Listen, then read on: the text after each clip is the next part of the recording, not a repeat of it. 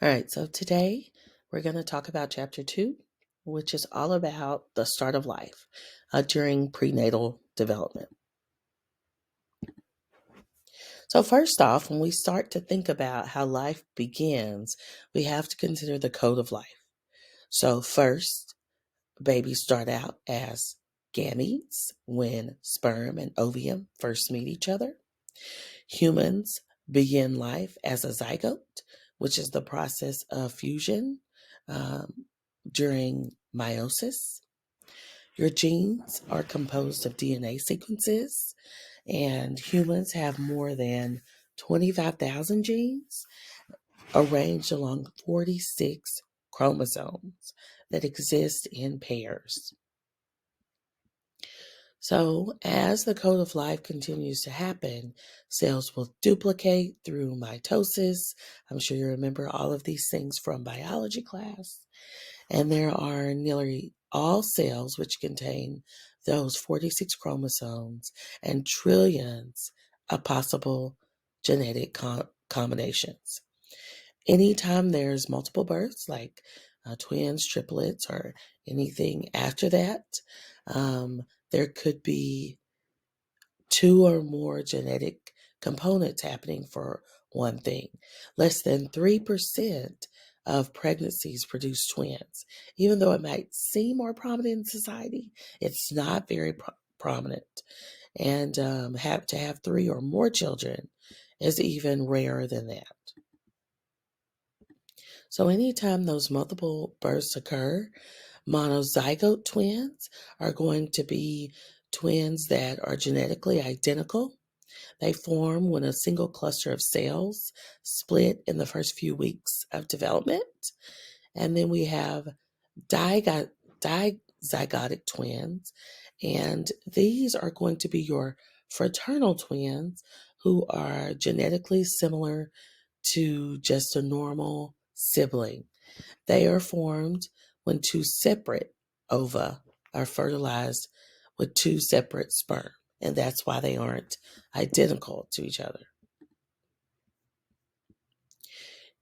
Anytime anything over two, triplets, quadruplets, etc., occur, those things can happen from either way that we previously mentioned. The most common way it happens is through fertility drugs that increase the likelihood of a person having multiple births. Having an older mother can also increase the likelihood of multiple births. And race can also play a role, with Caucasians having a 1 in 86 chance and African Americans having a 1 in 70 chance of having those multiple births. The 23rd chromosome is going to help establish the sex of the child. Females have two X chromosomes, while males have an X and a Y chromosome. It's the father's sperm that will ultimately determine the sex of the child. And there's a lot of new techniques that are available to help advance the sex of the child and help parents know that a lot sooner than they were able to know it before. So when we think about the mixing and matching of traits, we have to think about Gregor Mendel, who in the mid 1800s uncovered how genetics basically exist. He talked about having dominant traits and recessive traits and a genotype and a phenotype and homozygous and heterozygous genes. When it comes to transmitting our genetic information, when parents are homozygous or dominant for a recessive gene, that can help transmit genetic information. When one parent is heterozygous and one parent is homozygous for a homozygous dominant for a recessive gene, that can also help transmit genetic information.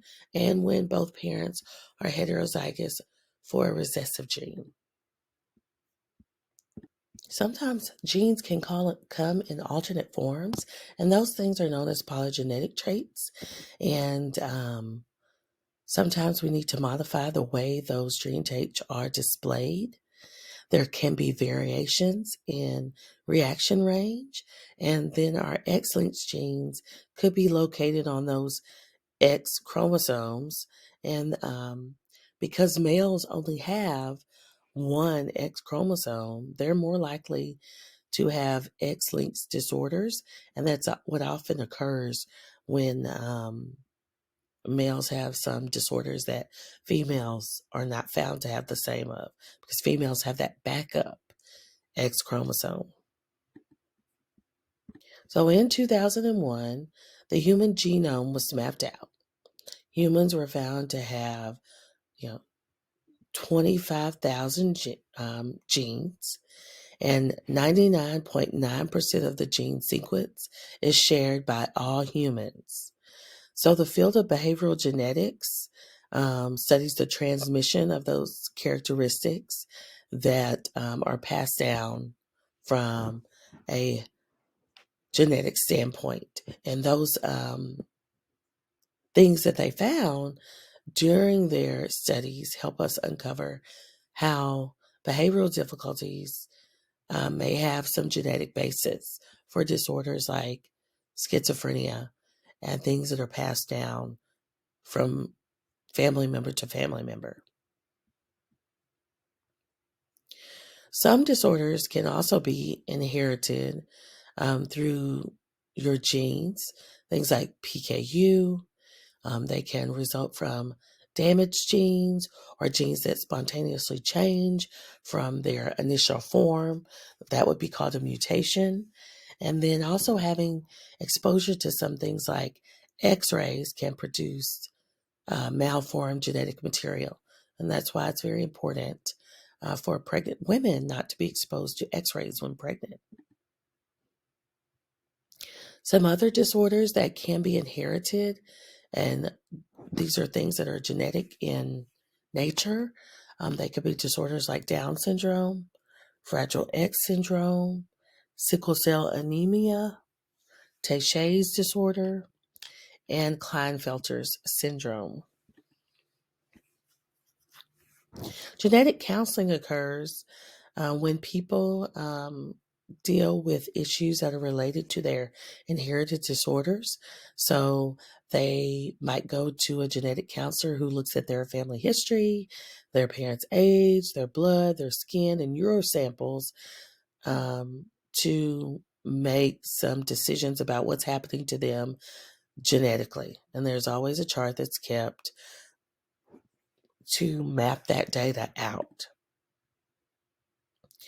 Prenatal testing is another way to involve in genetic counseling, and this typically happens during pregnancy when an ultrasound is conducted and using amniocentesis and CVS to determine what's going on with the baby.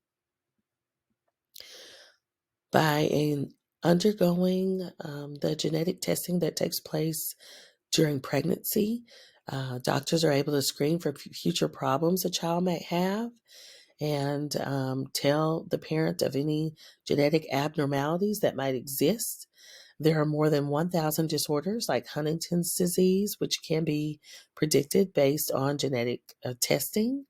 There can also be germline therapy, which is a process to modify or correct for defective genes in unborn children. So let's do a little bit of a review on the earliest forms of development. First off, a child receives 23 chromosomes from each parent, which makes 46 total chromosomes that make up their genetic blueprint. A genotype is going to be the combination of genetic material, while a phenotype is a visible trait that we can see. A recessive linked disorder can only be transmitted if both the mother and the father pass on the recessive gene to the child. Genetic counselors use a variety of data to let us know what's going on with a person's genes. And there are also some techniques that can be used when a child is still in utero, and to help us determine if there are any genetic abnormalities that exist. So let's do a little check to see if you guys understand some of the things we talked about. So first off, we have sex cells, which involve the ova and the sperm, and they're different from other cells because they have twice the 46 chromosomes necessary so that when the cells combine and materials spill, the appropriate number of chromosomes will still be there. B, have half of the 46 chromosomes so that when they combine, the new zygote will have all the genetic information necessary. C, are younger than all other cells in the developing human body. Or D, are the only cells with chromosomal information. I'm going to give you guys a few minutes to think of what might be correct.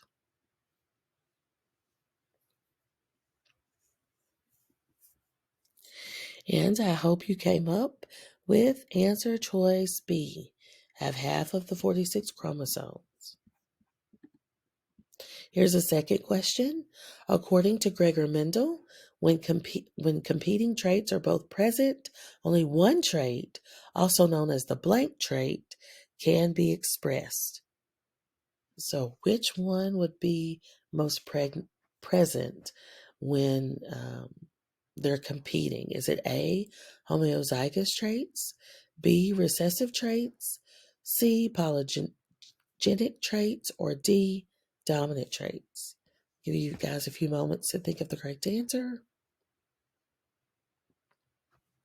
And that correct answer is going to be D, that dominant trait. Now let's move on to Module 2.1, Prenatal Development. So, as children develop, their temperament can be determined.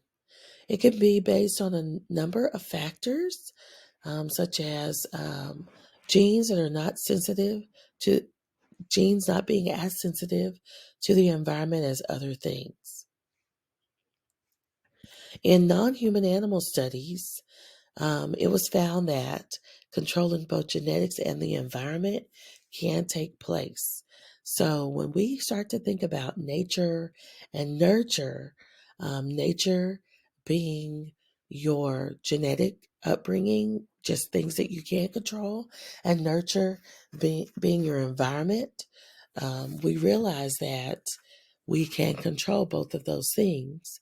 And scientists have studied the effects of environmental stimulation by placing genetically similar animals in different environments, and then also placing genetically different animals in similar environments to see what would take place and what would happen. So when we start to think about nature becoming nurture, or nurture becoming our nature, that is when your DNA is switched on. This is when those life experiences that people have can be passed down to the next generation. So sometimes people think of those things as being, things that could be positive in their genes or things that can be negative. So we, through scientific research, have noticed that when it comes to nature and nurture, from adoption, twin, and family studies, there can be differences between monozygotic twins who are separated at birth, which lets us know that the environment can play a role in development. We also know that biological and adoptive parents and their children can help us understand how the environment and heredity could also impact who we are. So that tells us that both our nature and our nurture can play a role in us developing certain traits, characteristics, and behaviors. Physical traits that we have are going to be those family resemblances, those genetic similarities that help us have the same physical features. We have the same eyes, or the same talk, or the same walk. Those things that exist in a family that resemble one another. Intelligence is one of those controversial topics because we know that genetics plays an important role in our intelligence. We get about 50% of our intellect from our parents, but then also environment plays a role. So your schooling and your teaching and what things you're exposed to also are important. So, when it comes to us developing our personality, some personality traits have genetic components. When we think of the big five traits of personality, we know that neuroticism and extroversion are two genetically stable traits. So, whether or not someone is emotionally unstable or whether that they're very outgoing tends to be um, linked to their genetics. Chances are, if your parents were that way, you might be as well. And then we also know that there are some traits that reflect a combination of genetics. Those things can be found based on twin studies and examining those genes. And then also the environment can play a role in our development of a personality. There are several disorders that can be brought on by genetic factors. We know that schizophrenia has a genetic component, it runs in families. Also, major depression, alcoholism, autism spectrum disorder, and attention deficit hyperactivity disorder also tends to have a genetic component and could also have some environmental components. We know that genes alone don't influence the development of disorders. And the way we know that is through our twin studies, because we don't find that identical twins have those same disorders. We know that genetics can produce a tendency towards future development of disorders. And genetic testing lets us know that and can let people know whether or not a certain disorder or whether or not they have a gene to develop a certain disorder, as well as the environment can determine if a genetic tendency will be displayed. So, in more recent research, Jerome Kagan and his colleagues proposed that a person's temperament, which is, how they respond to others, um, could be based on underlying philosophies of the society they're raised in. And this was based on some differences Kagan noticed between Caucasian and Asian children. He said that Asian children might, specifically in China, enter the world calmer and find Buddhist notions to be more in tune with their nature, while Westerners are more volatile and could focus on philosophies that emphasize the control of their unpleasant feelings. And this speculation reflects a complex interaction between culture and temperament. Sandra Scar suggests that our genetic endowment can also influence our environment, because sometimes children focus on aspects of their environment that are most in tune with their genetic abilities. We could have the gene environment influence be more passive and less direct, and those genetically driven temperaments of a child may evoke certain environmental influences. Decisions on, maybe what a child chooses to do with their free time. So let's go ahead and review over the interaction of heredity and the environment. We know that there are some behavioral characteristics that are often determined by our genetics and our environment. The genotype is the genetic contribution, while the phenotype is the expression of genes in our observable traits. Our traits, characteristics, and behavior are all due to nature and nurture. Some personality traits have been linked to genetic factors. Children may influence their environment through genetic traits, and they can create an environment that matches their disposition. So let's go ahead and check yourself. Here's a question. Most behavioral traits are a product of genetic influence and environmental factors. This is also known as A, systematic desensitization, B, creative orientation, C, genetic predeterminism, or D, multi-factor transmission. Give you a few seconds to think about the correct answer. And the correct answer is multifactorial transmission. Here's a second question. According to the psychologist Jerome Kagan, differences in temperament between Chinese and American children suggest that a culture's philosophical outlook may be related to A, environmental factors, B, genetic factors, C, cultural factors, or D, social factors. I'll give you a few seconds to think of the correct answer here. And that correct answer would be B, genetic factors. Now we're going to move on to Module 2.2, Prenatal Growth and Change. So fertilization occurs when the sperm and ovum join to form a new cell. So this germinal stage of fertilization typically lasts about 2 weeks. Those cells divide, the baby becomes a zygote, the cells form a protective layer, and the placenta forms to help provide nourishment and oxygen to the baby. The embryonic stage lasts between 2 and 8 weeks. This is when the baby is known as an embryo, and they're composed of 3 layers, the ectoderm, the endoderm, and the mesoderm. And this is the period of time when the baby's brain tends to undergo very rapid growth. The fetal stage occurs between 8 weeks and birth. This is when a baby is known as a fetus, and their size and weight increase dramatically as each week progresses. Their organs become differentiated and operational. Their brain becomes more sophisticated as those hemispheres grow. Neurons start to develop myelin sheath.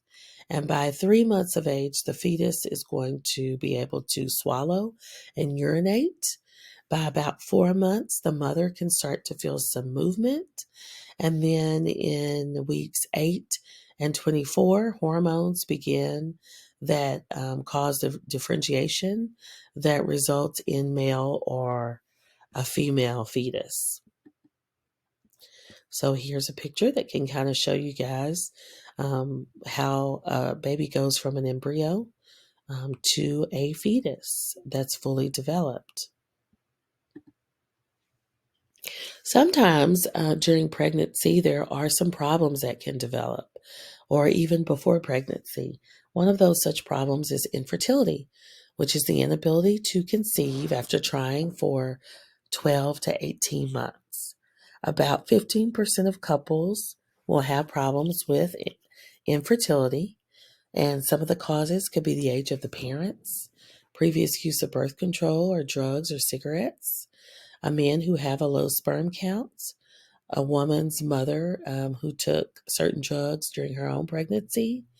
And one of the most common causes is a failure to ovulate by the woman.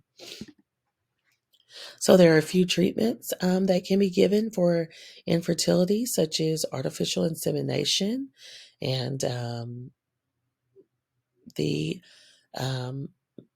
female can undergo what's called an ICI or an IUI to engage in artificial insemination. And then there's also in vitro fertilization, which is commonly known as IVF. And that is when the mother and father undergo a process to create the baby in a lab. Sometimes a surrogate can be used if the mother has issues carrying her own child. The pregnancy rates with in vitro fertilization are as high as 48%. Live births are lower than that, and there can be some ethical considerations associated with IVF, especially as it's become more prominent in our society. Another problem that can exist could be a miscarriage. And a miscarriage is a spontaneous abortion, which occurs when the pregnancy ends before the child is viable. 15 to 20% of pregnancies end in miscarriage, which is actually a very high rate. Women are very likely to have the possibility of having a miscarriage. Many times, mothers could be pregnant and not even be aware because they miscarry before they are made aware of the pregnancy. And that's usually, miscarriage is usually due to some type of genetic abnormality, and the body will spontaneously get rid of the child when it recognizes that there are some genetic abnormalities present. Women who suffer miscarriages oftentimes experience anxiety, depression, and grief. And those depression rates for women who've had a miscarriage um, tend to remain high with subsequent pregnancies. Abortion is voluntary termination of a pregnancy, and that occurs in about 1 in 5 pregnancies nationwide. The decision to abort can be difficult, and there can be physical, psychological, legal, and ethical issues that could arise from that decision. A teratogen is some type of chemical agent that makes a baby vulnerable during different stages of pregnancy. And the impact of those teratogens can depend on when they occur. So, a mother using alcohol or smoking or even catching the flu, all of those things could be teratogens that impact how their child develops. The mother's diet is important to supporting the development of a healthy fetus. High nutrient diets tend to lead to fewer complications in pregnancy, whereas um, a diet is very important and is an immense concern worldwide for successful pregnancies. The mother's age is also can pose a threat to the development of a fetus. Mothers who are over 30 have greater risk of complications, and 30 is obviously a very young age. But sometimes when a mother is over 30, they run the risk of having a premature birth, low birth, a low birth weight baby, a baby with Down syndrome, or facing infant mortality. Mother's health is also important because having an illness can lead to devastating consequences or a miscarriage. Something like rubella or chickenpox, syphilis and gonorrhea, AIDS, or having other mental health concerns can also be of concern. And drug use. Legal and illegal drugs pose a threat to a developing fetus, and marijuana tends to restrict oxygen getting to the fetus, and cocaine restricts oxygen and blood flow to the fetus. When mothers use alcohol and tobacco, even in small amounts, that can impact their fetus and create fetal alcohol syndrome or fetal alcohol effects if alcohol is consumed. 2 drinks a day has been associated with lower intelligence. When it comes to tobacco use, that can reduce the oxygen and increase carbon monoxide exposure to the baby. Babies can miscarry or be born with low birth weight if they're exposed to nicotine. And babies can be shorter, and about 50% are more likely to have an intellectual disability if exposed to tobacco. There's been a lot of talk about, okay, mothers' behaviors impact prenatal development, but what about fathers? If fathers engage in smoking, secondhand smoke can affect babies. Alcohol and illegal drug use around a child can lead to chromosomal damage at conception. Stress may be unhealthy for a mother, and sperm damage can also impact the baby from environmental toxins. So, yes, a father can impact how a baby develops prenatally. So, in order to optimize a pregnancy, there should be some planning. There should be non emergency x rays only during the first 2 weeks after menstrual periods. Um, Mothers should get vaccines 3 months before getting pregnant. They should discontinue birth control pills 3 months before pregnancy, eat well before and during pregnancy, not use any alcohol or drugs, monitor caffeine intake during pregnancy, don't smoke, and exercise regularly. So let's do a little bit of a review of prenatal growth and change. Fertilization joins the sperm and the ovum. The germinal stage is fertilization, occurs from fertilization to about 2 weeks. The embryonic stage is 2 to 8 weeks, and from those first 1 to 8 weeks, that's when the baby is most vulnerable to be miscarried. During the embryonic stage, the ectoderm, the mesoderm, and the endoderm grow and specialize. The fetal stage is 8 weeks until birth, and the fetal stage is also characterized by rapid increase in complexity and differentiation of organs. Some couples need medical aids to conceive, and they might try an IUI or an ICI or in vitro fertilization. A teratogen is a drug or chemical or a virus that produces birth defects. Factors in the mother that can affect the unborn fetus are diet, age, illness and drug, alcohol, and tobacco use. And the behaviors of fathers can also affect the health and development of the unborn child. So let's do a few review questions. The first question is the fertility treatment in which fertilization is induced inside the mother's body is known as what? A, artificial insemination. B, intracervical insemination. C, intrauterine insemination. Or D, in vitro fertilization. And the correct answer, after you take a few seconds, hopefully you guys came up with A. That's called artificial insemination. Second question, fertilization that occurs outside the mother's body is called A, artificial insemination, B, infertility, C, in vitro fertilization, or D, intracervical insemination. Give you a few seconds to think about that. And hopefully you came up with the correct answer, which is C, it's in vitro fertilization. Here is another question as well. Let's match the following descriptions of prenatal development to their appropriate labels: germinal, embryonic, or fetal. So for the first one, A, the stage that lasts from 8 weeks until birth and involves the differentiation of major organs. Which one is it? Germinal, embryonic, or fetal?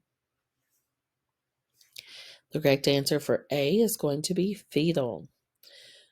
The second one, from 2 to 8 weeks following fertilization, when the major organs and basic anatomy begin developing, is that known as the germinal, embryonic, or fetal stage? That is known as the embryonic stage.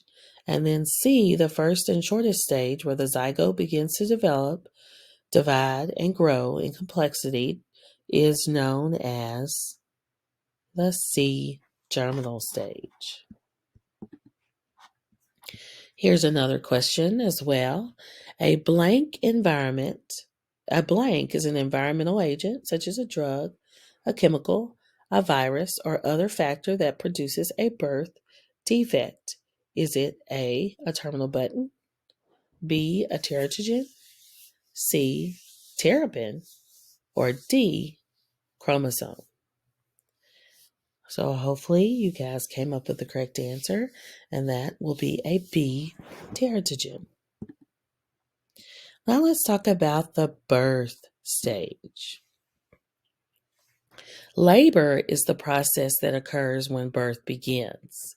Sometimes mothers might experience false labor, which are known as Braxton Hicks contractions, when they have these experiences where they feel like they feel pain, they feel tightening, but it's false. Contractions are what force the head against the cervix, and you can see stage one is when um, birth first begins, and then stage two when the baby's head is finally out, and then stage three once the baby is born, then the placenta is also um, birthed because that was what was provided the baby with nutrients, and that umbilical cord is cut, and the baby is officially born. So the first stage of labor is going to be the longest stage. That's when contractions are every 8 to 10 minutes and last for 30 seconds. Contractions increase to their greatest intensity during this longest stage. The mother's cervix will open so that the baby can fit through the cervix. Labor can last 16 to 24 hours for first babies and is typically shorter for subsequent children. The second stage of birth, this is when the baby's head moves through the birth canal, typically lasts about 90 minutes. If needed, cutting could occur, and this is the stage that ends when the baby is born. During the third stage, the umbilical cord and placenta are expelled from the body. It's the very shortest stage and only lasts a few minutes as that baby is taken up and the umbilical cord is cut. So, as a baby is born, birth occurs when the fetus emerges from the mother's body. Most babies will cry immediately to clear their lungs and breathe. And after the baby is born, the APGAR scale is performed to determine if the baby is functioning properly. There's usually a scale, in which I'll show you on the next slide, which could give the baby a final score of 10 to know if they are developing or if they need some intervention. So if they're having some difficulty breathing, most babies are going to score a 7 on that scale. And here's an example of that APGAR scale and things that we look for. A stands for the appearance. What does the baby's skin look like? P is for the pulse. What's the baby's pulse? G is the grimace. And A is the activity score. And R is the respiration score. And in general, most babies are going to score a 7. They can score up to a 10 if they get a 2 on everything. And if a baby scores between 4 and 7, they might require some resuscitation, and less than 4 requires immediate resuscitation. There is often a newborn medical screening that's conducted to determine those 29 disorders that can vary from state to state. The benefits of a newborn medical screening could be early treatment, and research continues to determine the value of these tests. But as soon as a baby's born, before they can be released, they have to undergo these medical screenings. So the baby's physical appearance and initial encounters are examined. Babies are covered with vernix to aid passage through the birth canal. They may be covered with fine, dark fuzz that's called lanugo. Their eyelids may be swollen and puffy from the accumulation of liquids, and there could be some controversy of bonding when the baby's first born. Some alternative birthing methods include the Lamaze method, the Bradley method, hypnobirthing, and water birthing. So when a baby is born, you might have an obstetrician there, a midwife, and a doula. Some women choose to use anesthesia or pain-reducing drugs, which have some benefits and disadvantages. It reduces pain. That's one benefit. It's called an epidural, which is anesthesia to help reduce pain. Walking epidural or dual spinal epidural is how that occurs.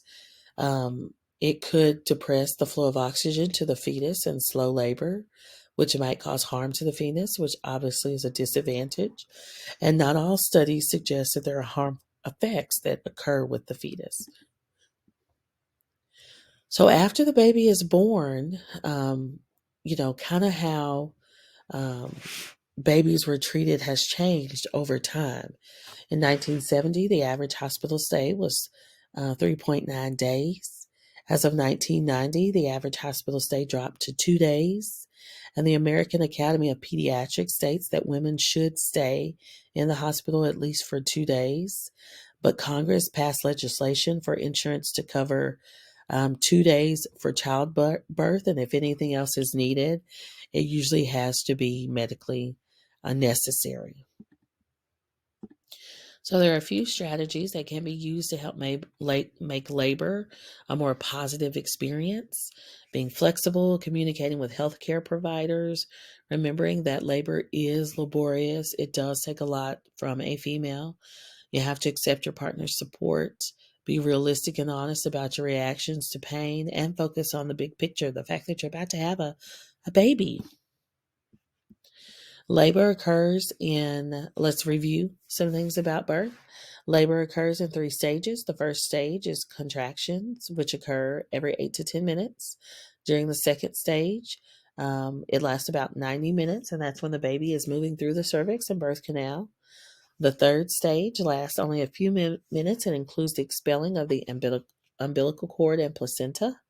The infant is assessed and returned to the mother and father, and newborns experience screening tests to identify potential problems after they're born. Parents have many choices about how they decide to birth their children. They can choose the setting. They can choose the medical attendants. They can choose whether or not to use pain-reducing medications or to have a cesarean versus a vaginal birth. So let's go ahead and check ourselves a bit. Labor proceeds in 3 stages. The longest stage of labor is A, the first stage, B, the second stage, C, the third stage, or D, it's hard to determine. And the correct answer is going to be A, the first stage of development or of birthing. The second question. The blank scale measures infant health by assessing appearance, pulse, grimace, activity, and respiration. Is it A, the Bronfenbrenner scale, B, the Brazelton scale, C, the Agnosia scale, or D, the APGAR scale? And hopefully you chose the APGAR scale, D. Here's a third question. Which of the following factors influence a woman's delivery? A, her preparation for childbirth. B, the support she has before and during delivery. C, her culture's view of pregnancy and delivery. Or D, all of the above. And the correct answer here is going to be D, all of the above. Now let's talk about birth and the newborn infant. Preterm infants are born between 38 weeks and are at risk for illness and death. So they could be exposed to low birth weight, and they could have 90% or less of them have or of average weight or of the same weight as infants of the same gestational age. Preterm infants also benefit from responsive, stimulating, and organized care. Infant massages are beneficial. Susceptibility to respiratory distress syndrome is necessary to consider, and they may be placed in an incubator. If you take a look at figure 2-14, we can look at the international infant mortality rates, and you can see where the United States stands. Even though we've greatly reduced infant mortality, still it's we have a very high infant mortality rate. Development for preterm infants tends to be slower. Sometimes some subtle problems can emerge. 38% can have mild problems that call for educational interventions. They might be at greater risk for mental illness. Others have difficulties with physical coordination, and around 60% are free of even minor problems. Very low birth weight infants, the smallest of the small, weigh between 2 and 1/4 pounds and have been in gestation for less than 30 weeks. These babies are in grave danger due to their immature organs. The age of viability in pregnancy is about 22 weeks. Babies born earlier than 25 weeks have a 50-50 chance of survival, and the cost of care for very low birth weight infants is very high because they typically have to have treatment for a very long time. So, what can cause preterm and low birth weight deliveries? Having multiple births, having a young mother, being too closely spaced together in births, having general health and looking at the general health and nutrition of the mother can also impact. And then African American mothers have double the chance of having a low birth weight baby. So, there must be some cultural factors as well. Later and larger babies who are post-mature. These are going to be babies who are unborn 2 weeks after the mother's due date. They can also face health risks because 40 weeks is the full gestational period. And if a baby is in utero for 42 weeks, they could have some health problems. Their blood supply may be decreased to the brain, and their labor and delivery can become more difficult because they're just continuing to grow and develop. More than 1,million cesarean deliveries occur each year.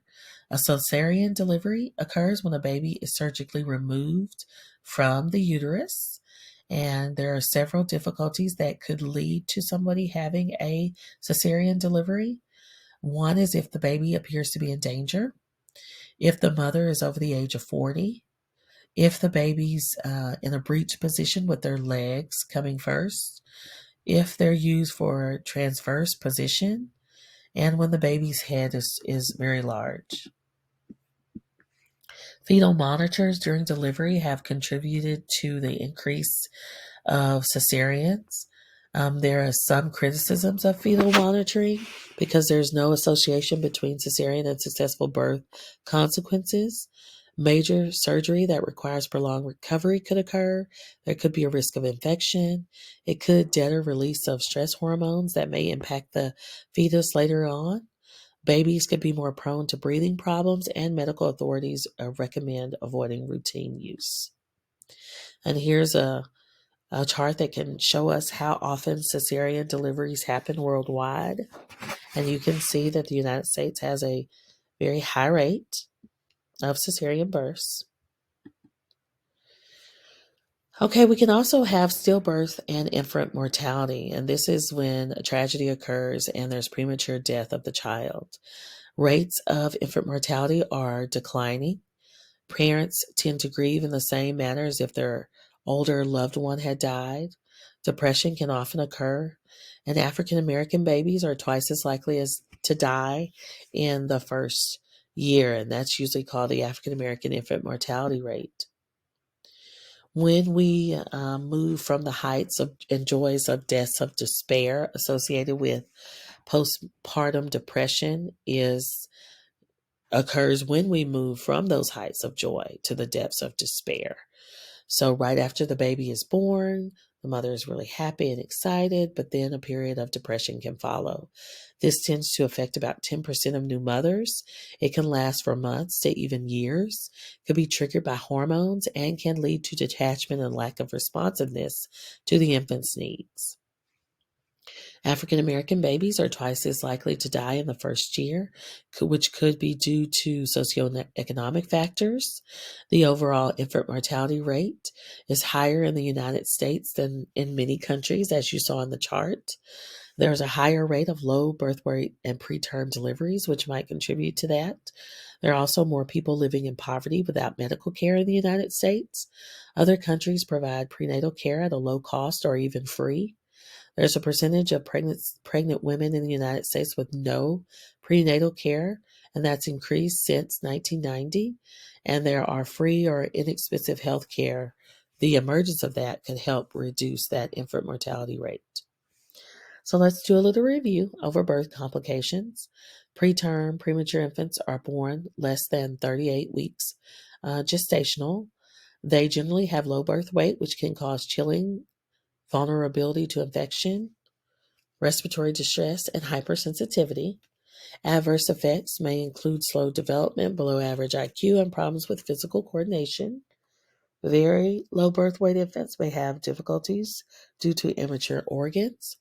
The age of viability for a pregnancy is 22 weeks, and post-mature babies are also at risk.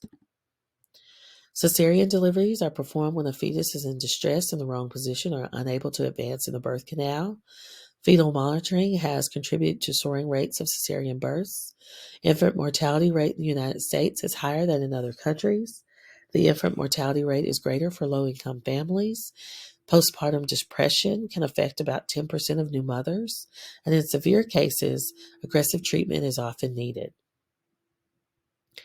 So let's talk about the very end of the newborn stage, the competent newborn. So after babies are born, their reflexes are unlearned, organized involuntarily, and they can suck and swallow and engage in rooting. Their digestive system will start to work and produce mechanism. And sometimes neonatal jaundice can occur, which is more likely to occur in preterm and low birth weight babies.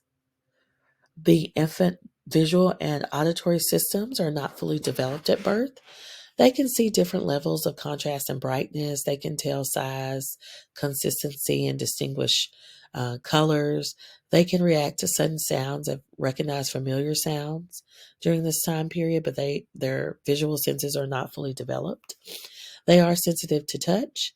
Their sense of taste and smell are also well developed during this time. Oftentimes, males, after they are born, they might be circumcised. There's a debate on whether it's medically necessary. It may protect against sexually transmitted diseases and can come with complications like bleeding and infection. Some believe it can reduce sensation and pleasure later on in life, and the pain and stress of the procedure are not treated. There are a few early learning capabilities that can take place. There's classical conditioning, like the study of little Albert, where he was conditioned to fear a rat. Different levels of operant conditioning, where parents can reward or punish their child. And habituation, where children start to learn how to orient to their environment. Infants can also imitate others, differentiate basic facial expressions, and cycle through various stages of arousal based on their sleep and wake cycles. So let's review. Infants are able to breathe, demonstrate reflexes, find food, swallow, and avoid unpleasant stimuli. Newborn sensory competence includes seeing color differences, distinguishing objects in the visual field, hearing, and sensitivity to touch, colors, and taste. Infants learn through habituation, classical conditioning, and operant conditioning, and they can also imitate others, which helps them form relationships and develop social competence. So let's go ahead and check ourselves on this. To survive the first few minutes or even days, infants are born with blank or unlearned, organized, involuntary responses that occur automatically in the presence of certain stimuli. Is it A, sensory capabilities, B, acute hearing, C, narrow vision, or D, reflexes? And as you think about the answer, the correct answer is D, reflexes.